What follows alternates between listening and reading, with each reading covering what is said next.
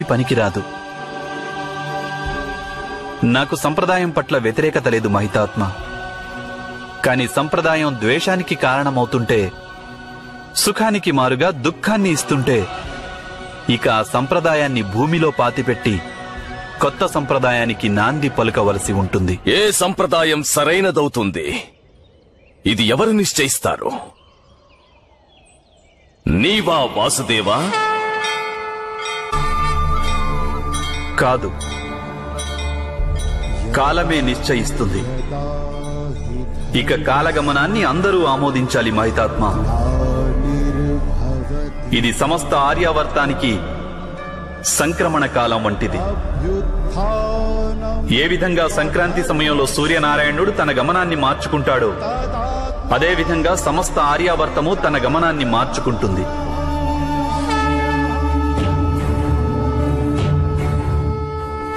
పురాతన సంప్రదాయాలు నశిస్తాయి, ప్రాచీన సామ్రాజ్యాలు ధ్వంసమవుతాయి.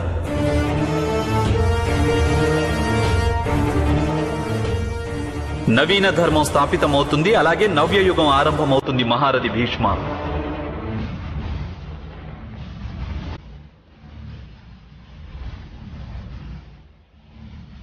పరిభ్రమించే కాలచక్రంలో మీరు ఏ పక్షాన నిలుస్తారో అనే నిర్ణయం మీరే తీసుకోవాలి.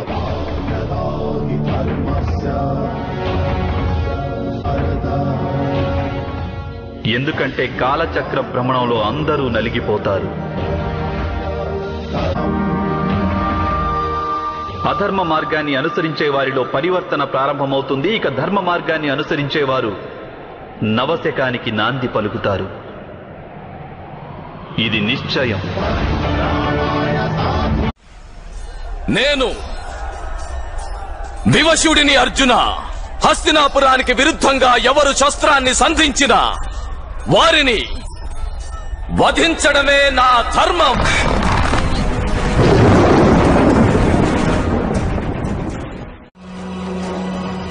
మీరు యథార్థమే సెలవిచ్చారు మహితాత్మ.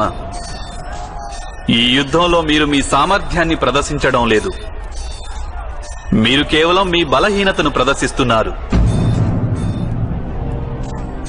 ఒకవేళ వాస్తవంగా మీరు సమర్థులైతే ఇలా మీ మనుమలు మునిమనుమలు ప్రాణాలు హరించేందుకు మారుగా తమరి ప్రాణాలను త్యజించేవారు.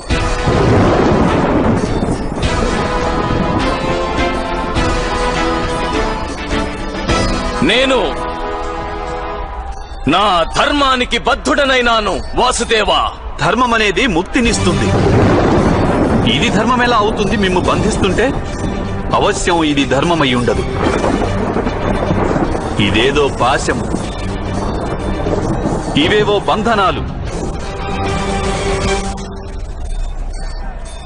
మీరు నా ధర్మాన్ని అపహాస్యం చేయకండి వాసుదేవా. నా జీవితంలో క్షణకాలం కూడా నేను అధర్మం చేయలేదు. మా పితృదేవులకు చేసిన వాగ్దానాన్ని నిలబెట్టుకునేందుకు అవసరమైనవన్నీ నేను చేస్తున్నాను. మీరు మీ వ్యక్తిగత ధర్మం కోసం సమస్త లోకానికి సంకటం కలిగిస్తున్నారు. దీనిని నేను ఉన్నత వ్యక్తిత్వం అని అంగీకరించను. ఉన్నత వ్యక్తిత్వం అనేది ప్రతి క్షణం ఇతరుల సంక్షేమం గురించి ఆలోచింపజేస్తుంది. మీ వ్యక్తిత్వము బూటకమే, అలాగే మీ ధర్మము బూటకమే. వాసుదేవా,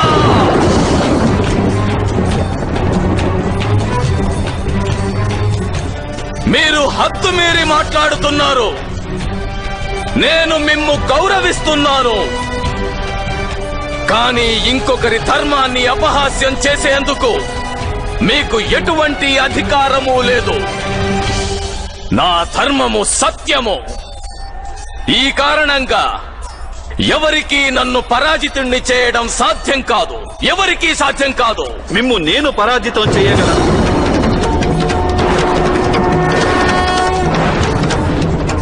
నేను ఈ క్షణాన్నే మిమ్ము పరాజితం చేయగలను మహితాత్మ భీష్మ. నా క్రోధాగ్నిని పెంచే సాహసం మీరు చెయ్యకండి. అగ్నిలో దగ్ధమై కరగని లోహమేదీ లేదు ఈ ప్రపంచంలో. అలాగే ఏ ప్రతిజ్ఞ ఏ శాపము, ఏ ఆశీస్సు లేదు. నేను బూటకంగా మార్చలేనిది. మీరు సృష్టి శ్రేయస్సుకు అలాగే విధి విధానాలకు మధ్య అడ్డుగోడగా నిలిచారు. ఇప్పుడు మీరు గనుక మీ శస్త్రాలను త్యజించకుంటే ఇప్పుడే నేను అవశ్యం మిమ్ము వధించగలను.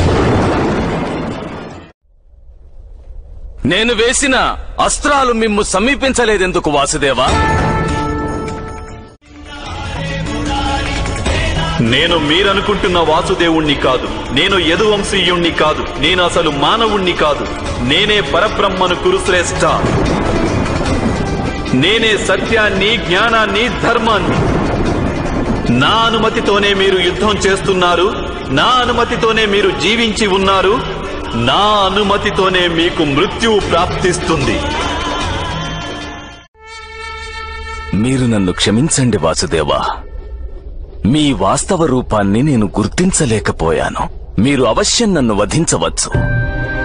కాని మీరు నన్ను వధించడం కోసం తమ ప్రతిజ్ఞను త్యజించేందుకు కూడా సిద్ధమయ్యారు. అవశ్యం నేను ఏదో మహాదోషం చేసి ఉంటాను. నేను చేసిన దోషమేమిటి వాసుదేవా, చెప్పండి.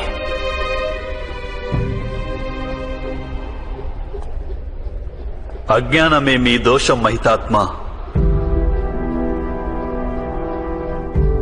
మీరు ధర్మం యొక్క వాస్తవ స్వరూపాన్ని తెలుసుకునేందుకు ఎప్పుడూ ప్రయత్నించలేదు. కరుణ అనే ఛత్రం నీడన ఎప్పటి వరకైతే సమస్త సమాజము చేరుకోదో అప్పటిదాకా సమాజంలో ధర్మం అనేది అసంపూర్ణంగానే ఉంటుంది. కానీ మీరు కేవలం మీ కుటుంబం గురించే ఆలోచించారు. లోక కళ్యాణం గురించి మీరు ఎప్పుడూ ఆలోచించలేదు. కనుక మీ త్యాగం కూడా స్వార్థంగా మారింది. మా పితృదేవుల సుఖం కోసమని నేను రాజ్యాన్ని త్యాగం చేశాను. ఆజీవన బ్రహ్మచర్యానికై ప్రతిజ్ఞ చేశాను. ఇందులో నా స్వార్థమేమీ లేదు వాసుదేవా. బ్రహ్మచర్య ప్రతిజ్ఞ అలాగే రాజసింహాసన త్యాగం అవశ్యం ఉత్తమ కార్యాలే. కానీ మీరు సమాజం పట్ల మీ కర్తవ్యాన్ని ఎందుకు త్యాగం చేశారు మహితాత్మ?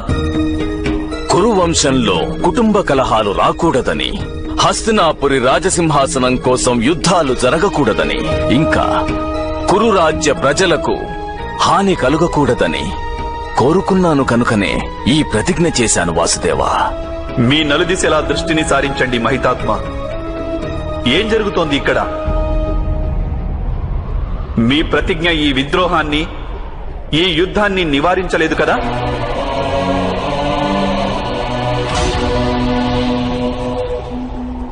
ఆలోచించండి మహితాత్మ.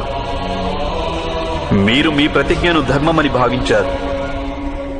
వాస్తవంగా అది ధర్మమే అయ్యుంటే ఈ మహాయుద్ధం ఎందుకు జరుగుతోంది? వాస్తవానికి ధర్మమంటే ఒకరి మృత్యువు గురించి ఆలోచన కాదు. అది ఏ సంప్రదాయానికి పేరు కాదు. ధర్మమంటే జీవితానికి పేరు. ఆ జీవితం నిరంతరం మారుతూనే ఉంటుంది. పరివర్తన అన్నది జీవన లక్షణం. ఆ పరివర్తన కోసం మనిషి కర్మను ఆచరించవలసి ఉంది. కానీ మీరు కర్మను త్యాగం చేశారా మహితాత్మ? కానీ నేను నా జీవితంలో ప్రతి ఒక్క దశలోనూ ఉచిత కర్మలనే ఆచరించాను వాసుదేవా. లేదు మహితాత్మ.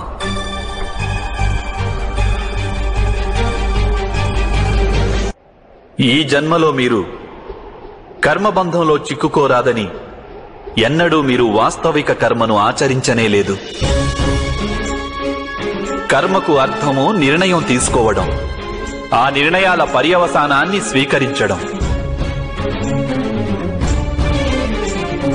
కానీ మీరు ఎప్పుడు ఏ నిర్ణయం తీసుకున్నారు మహితాత్మ? పాండు మహారాజు పట్టాభిషేక నిర్ణయం మీరు తీసుకున్న నిర్ణయమా? జన్మతః నేత్రహీనుడైన వ్యక్తి రాజవడానికి యోగ్యుడు కాడు. అందుకే నా అభిప్రాయం ఏమిటంటే మా ద్వితీయ భ్రాత అయిన పాండుకు రాజ్యాభిషేకం జరగాలి అని. మహారాజు ధృతరాష్ట్రునికి గాంధారికి వివాహం చేయాలన్న నిర్ణయం అక్షయ తృతీయ నాటి శుభముహూర్తాన ధృతరాష్ట్ర కుమారుని వివాహం గాంధారానికి చెందిన కుమారి గాంధారితో నిశ్చయమైందని. మీరు ధృతరాష్ట్ర మహారాజును అధర్మం చేయకుండా నిరోధించే ప్రయత్నం ఎందుకు చేయలేదు మహితాత్మ? మీ కుమారుడు దుర్యోధనుడి పైన దాడి చేసిన ఈ మత్స్యకారులకు న్యాయం చెయ్యాలి కదా. వీరందరికీ శిరచ్ఛేదమే. ఇది అన్యాయం. ఆదేశాన్ని పాటించండి. ద్యూత సభకై నిర్ణయం. ఆ సభలో పాంచాలి పరాభవాన్ని నిరోధించరాదన్న నిర్ణయం. పితామహ, తమ కీర్తి సమస్త ఆర్యావర్తానికి తెలుసు. మీరు సాక్షాత్తు గంగామాత పుత్రులు. మీ సమక్షంలో మీరిలా ప్రవర్తిస్తుంటే చూసి మీరు మౌనంగా ఎలా ఉండగలుగుతున్నారు?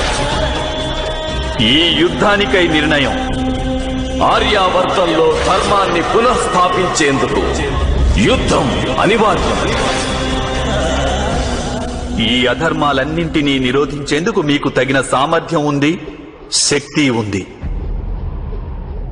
కానీ మీరు ఏ నిర్ణయమూ తీసుకోలేదు మహితాత్మ.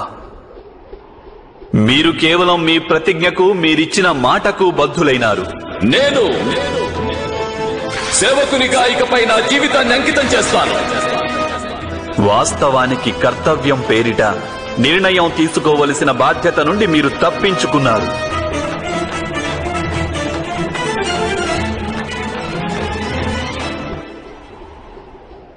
అయితే నిర్ణయం తీసుకుంటే బంధనాలు ఏర్పడవా వాసుదేవా? బంధనాల నుండి విముక్తికి నిష్కామ కర్మ సిద్ధాంతాలను తెలుసుకుని ఉంటే మీ జీవితం ధర్మమయం అయి ఉండేది మహితాత్మ. బంధనాల విముక్తికై మీరు కర్మను ఎందుకు త్యాగం చేశారు? కర్మ ఫలితాన్ని త్యాగం చేయాలి కదా. ఇంకొకరి ఆదేశాన్ని కర్తవ్యంగా భావించేందుకు మారుగా మీ కర్మను కర్తవ్యంగా భావించి ఉంటే అప్పటికీ మీరు బంధ విముక్తులై ఉండేవారు. ఎన్నో సంవత్సరాలకు పూర్వం మీరు ప్రతిజ్ఞ చేశారు. అప్పుడే మీకు భవిష్యత్తు ఏమిటన్నది తెలుసా? పరిస్థితులు మారిపోయాయి మహితాత్మ. కాలంలో పరివర్తన వచ్చింది. కానీ మీరు మీ ప్రతిజ్ఞను విడనాడలేదు. అలాగే ఎటువంటి మార్పును మీరు ఆహ్వానించలేదు. దానికి పర్యవసానంగానే నేడు ఈ యుద్ధం జరుగుతోంది. అయితే ప్రతిజ్ఞకు ఏ మూల్యమూ లేదా? అవశ్యం ఉంది. ఆ ప్రతిజ్ఞ వలన సమస్త లోకానికి ప్రయోజనం ఉంటే దానికి విలువ అవశ్యం ఉంటుంది. కానీ ఏ క్షణాన మనిషి చేసిన ప్రతిజ్ఞ, తీసుకున్న నిర్ణయం సమస్త లోకానికి హానికరమవుతాయో ఆ క్షణాన్నే ఆ ప్రతిజ్ఞను త్యజించడం అనివార్యమవుతుంది మహితాత్మ.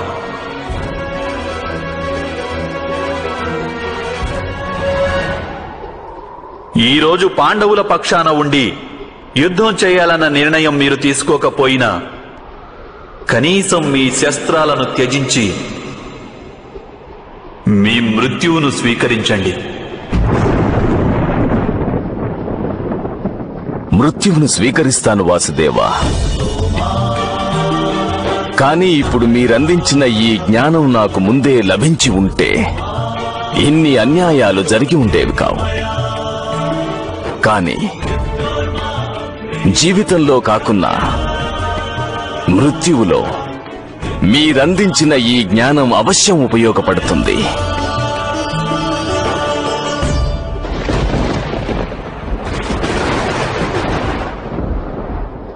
మీ చేతుల్లో మృత్యువు వస్తే నా జన్మ ధన్యమవుతుంది వాసుదేవా. నన్ను అంతమొందించండి. నేను సిద్ధంగా ఉన్నాను.